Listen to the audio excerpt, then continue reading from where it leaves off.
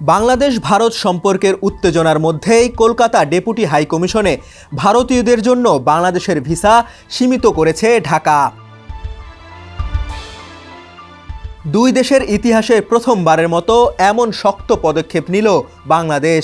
আনুষ্ঠানিকভাবে ঘোষণা না দেয়া হলেও বৃহস্পতিবার গোপন এক দাপ্তরিক চিঠির মাধ্যমে কলকাতা ডেপুটি হাইকমিশনকে ভারতীয়দের ঢালাও ভিসা দেওয়ার সিদ্ধান্ত থেকে সরে আসার নির্দেশ দেওয়া হয়েছে।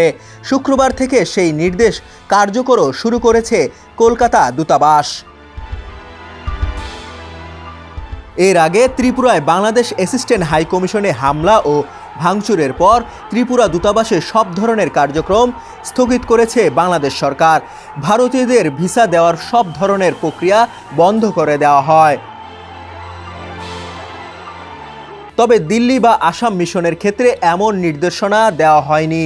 বাংলাদেশ পররাষ্ট্র মন্ত্রণালয় সূত্রে জানা যায়, কলকাতা ও ত্রিপুরার পরিস্থিতি পর্যবেক্ষণ করে দিল্লি ও আসামের ক্ষেত্রে এই ধরনের নির্দেশনা আসতে পারে। তবে অস্থিতিশীল পরিবেশের কারণে কলকাতায় ও ত্রিপুরা থেকে ভারতীয় নাগরিকদের জন্য ভিসা আপাতত বেশ কঠিন হয়ে পড়ল।